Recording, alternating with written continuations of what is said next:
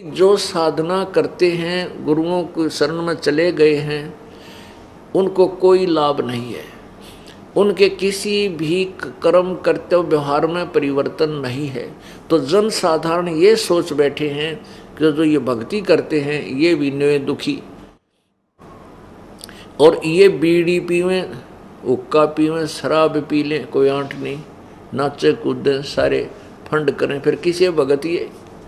तो पुण्यात्मा भगत वही होता है जो इस काल के द्वारा हमारी बनावटी जो सजावट है उसको नहीं करे।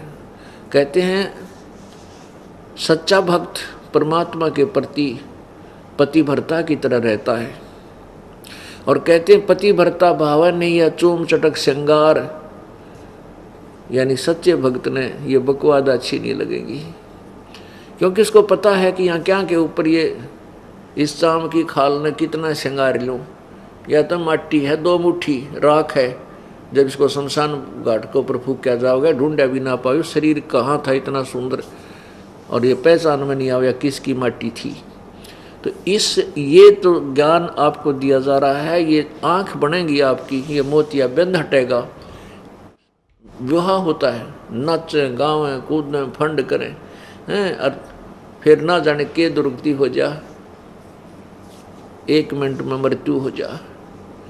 पुण्यात्माओं ब्याह शादी करे, लेकिन बिल्कुल सिंपल वे थे, एक साधारण तरीके थे, एक अपना परंपरागत एक सिंपल परंपरा से साधारण तरीके थे। बच्चों का संयोग जोड़ना है, इसने चाहे तो ढोल पीट लो, चाहे उड़ा कितना नाच कूद लो, बच्चों का ब्याह करना है साधारण तरीके से कर दे सब। क्योंकि ब्याह शादी में कितना पैसा लगावे हैं, देखम देखा गरीब आदमी भी अपनी बेटी के लिए उस देखम देखा लाखों रुपये बर्बाद कर देता है, और फिर कर्जा हो जाता है, सारी उम्र रोता है। इसलिए लोगों ने बेटी की चाह समाप्त कर दी, और अब तो खैर प्रतिबंध लग गया, नहीं पहले गर्भ में बेटी मरवाने लाग गए थे। कारण क्या था कि हमारी नालायकी, हमारी जो परंपरा गलत बना ली हमने। नहीं, बेटी के साथ धन नहीं, पहले बाप का कमावा फिर अगले के जावे, जो दे दे वो ले जाना, तो बेचारी कदे ऑब्जेक्शन नहीं करती। तो हमारे जो नकली जो ड्रामाबाजी है, इसने ये समाज बर्बाद कर दिया। परमात्मा से डर रहा नहीं, डर होगा ज्ञान ते, ज्ञान किसी के पास था नहीं। भक्ति में परमात्मा की में सब लगना चाहते हैं, लग भी जाते हैं, उनसे लाभ कुछ होता नहीं, क्योंकि वो उनकी way of worship according to the shastra नहीं है, उनकी पूजा की विधि सदग्रंथों अनुसार नहीं है। इसलिए गीता जी अध्याय नंबर 16 के श्लोक नंबर 23 में कहा कि शास्त्र विधि को त्याग कर जो मनमाना आचरण करते हैं, मनमानी पूजा करते हैं, उनको ना तो कोई सुख होए, ना उनकी कोई सिद्धि होए, ना उनकी गति होए। फिर भक्ति किस लिए करते हैं? इन 3 चीज़ों के लिए करते हैं।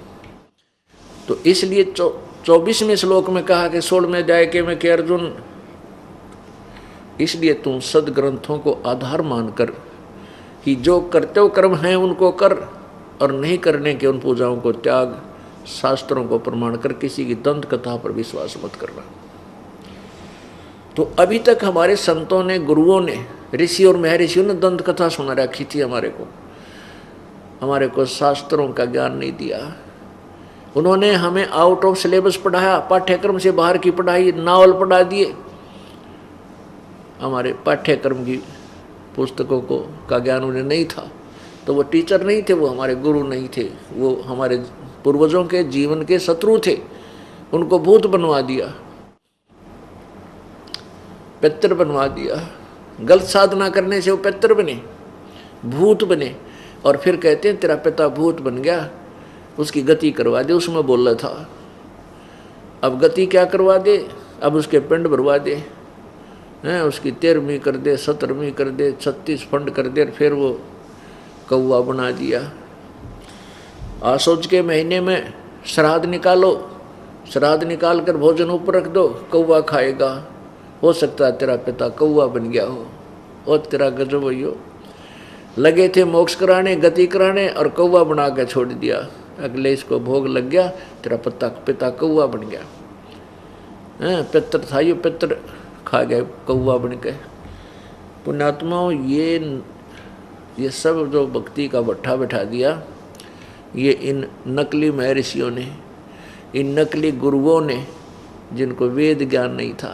और परमात्मा आए थे 600 वर्ष पहले, उन्होंने यही तत्व ज्ञान दिया था जो दास उन्हीं का प्रदत्त आज आपको सुना रहा है।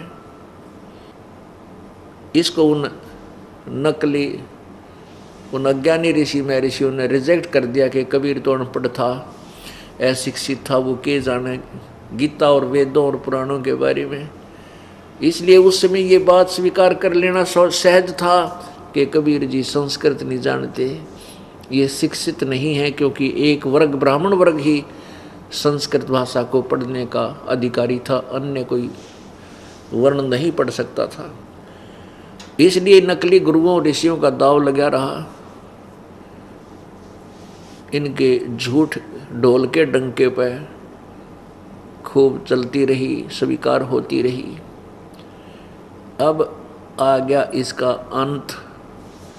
अब इन सब नकलियों के ज्ञान की खाल उतरेगी और ये खड़े खड़े देखेंगे। ये नो नहीं कह सकते, हमने ऐसा नहीं कहा, क्योंकि उनकी बुक मेरे पास लिखी हुई है।